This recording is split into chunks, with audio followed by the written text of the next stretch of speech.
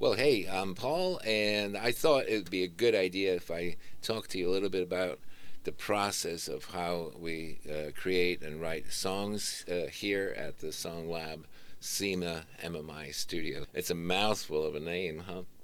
Anyway, if you had the chance to listen to some of the shorts on this channel, there's loads of them, all kinds of different songs performed by people from as young as like 10 years old up to, well, into their 20s and even 30s. And you will also hear there's all kinds of different songs. There are some rock songs, pop songs, EDM, I mean, you name it, jazz, anything. Yeah, and you might find it interesting from the point of view of an artist, for example, how repertoires are developed and how to write, good quality songs. And this is what this little series is going to be all about. And hopefully you'll enjoy the process. As I said, I work with young artists from as young as 10 years old, and these are the ones that are really interesting. You know how you build them up, like literally from zero to well, you'll see yourself, or maybe you already heard some of the samples, so you already know that we're talking about decent quality. And also the whole thing is that it's not just me writing stuff for them and forcing them to sing my songs. I do obviously contribute, and sometimes majorly so, especially when they're just beginning. But the whole idea is to teach them how to do this by themselves. So hopefully I'm going to be coherent and concise enough to hold your attention, and hopefully you'll find it inspiring in some ways. As an artist, as a music producer, or as just a fan of good, original, undiscovered music. Let's see what you think. So anyway, so here is the process. I will tell you what I do when I first meet the artist. When somebody comes into our studios and says, "Hey, we'd like to learn songwriting and maybe cut some tracks and stuff like that." So if it's a really young one, as a matter of fact, I do that even if they're older. Sometimes, obviously, the process is like first we break the ice, we talk a little bit, just try to get a little bit friendly. And once they're relaxed enough, I want to find out, how advanced are they, or maybe some of them are not really advanced at all, and some of them come really well developed already. But anyway, I want to sort of test them, so I will play a track for them. I'll ask them, "Hey, do you want to sing me something?" And they may want to do that a cappella, just sitting here and singing me a verse of a song they like. Or I might find a track on YouTube or somewhere of a song they like, and have them sing along, and that gives me an idea already of how good they are, and also how accurate their pitching is, their sense of rhythm, and little nuances like that. So that's all very good. And then in most cases, even sometimes with the advanced ones, when they first start out, they're a little bit rough around the edges, which is to be expected. So one of the things I want to do is obviously not just test them, but also help them develop their ear a little bit. So before we actually start with the songwriting per se, I'm gonna quickly go through some of the things that we do together to sort of enhance their ears and their awareness of how music and harmony works. So without further ado, let me just break it all down into little steps for you. So it could be that I play something and I ask them to identify the tones. This is like when I'm testing their ears. I'll play whatever it is, like something super simple, like can you repeat that note? Or that note, or whatever note, or can you tell which two notes are being played now? Right, those two. And of course, I want them to figure it out by themselves.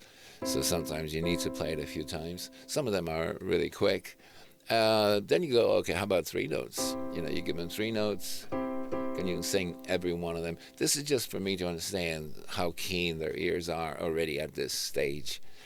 Sometimes I'll give them more complex chords, like not very complex at all, but that's a sus2 chord, for example, and so on. So once I have a pretty good idea, I want to move on to the next stage, and I say, can you sing a scale over what I'm playing? So if I'm playing, for example, a C major, the scale, can you sing me the notes?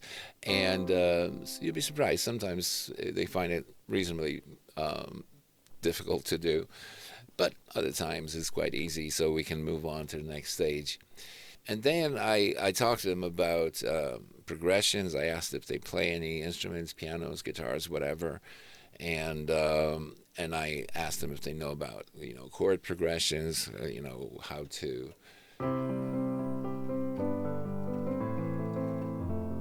whatever.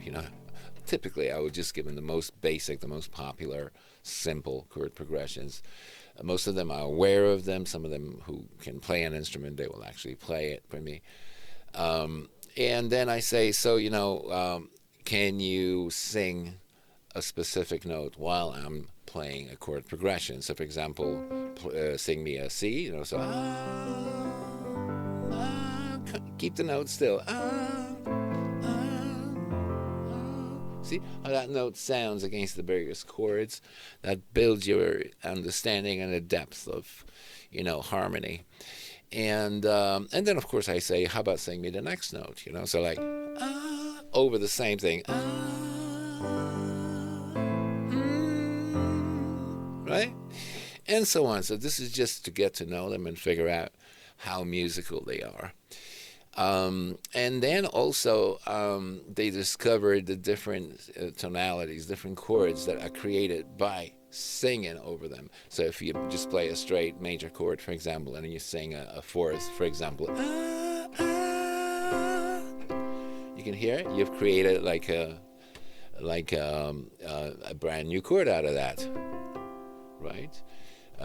Which typically I don't go into any theory, minimum. What the chords are called, all of that, I leave that for later, if at all. So it's all about developing, certain instincts, a certain understanding of what your voice versus an instrument sounds like. So this is like the first stage. The next stage is to try to get them to improvise something. So I will either use a generic track of some sort, or I will just play some really most basic chords. Typically, I don't want to make it too fancy. I just play whatever chord progression happens to be, the easiest one.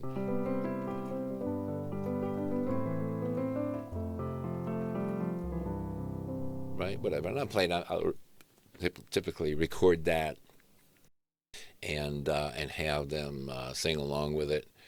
And the idea is, can you just hum a melody over that?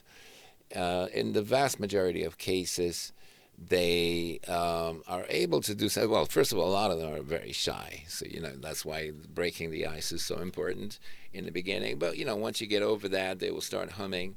And the typical thing that people do is they will just follow the bass line or follow the chord changes otherwise. So if for example, if you're saying,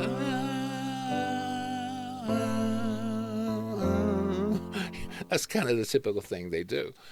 So it takes a little bit to sort of shake them out of that and just sing any note that belongs to the key of the song, which it takes a while for them to grasp it, but some of them do it effortlessly.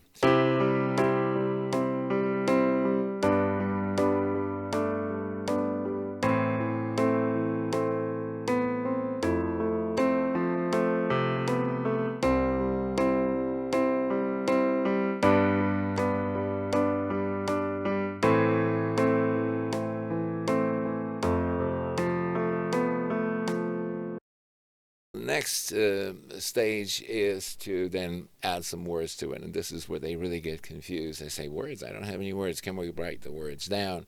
And obviously we could, but here the whole idea is to get them to connect on a very primitive level, on a very basic level with the music. So I say, look, you could just sing whatever comes to your mind. Any words doesn't have to make any sense. It's just that there's a difference when you go versus when you actually say words. It feels different to do that. So why don't you just come up with any words? And typically they're like totally lost. But I don't mind. And I will typically demonstrate what I mean. I say, for example, we're talking and say, you want me to sing something? I don't know what to sing. Well, that's your lyric, you know. So, you want me to sing something, but I don't know what to sing. Right? And that's a like typical example of what you could do. And in most cases, not all, but I would say 90% of the cases when they're first starting out, regardless of their age, they will have a hard time coming up with any kind of words, even if it's like what I just said, or coming up with any creative melodies. That takes time. So then I move on to teaching them certain little hacks or little techniques for how to quickly become really creative, and how to come up with, decent melodies. So that's going to be in the next episode. I'm going to show you, I'm going to break down some of the techniques that I use for teaching them creativity. I know it kind of sounds weird, right? But it does work. So stay tuned for that, and I'll see you in the next episode of Songwriting 101.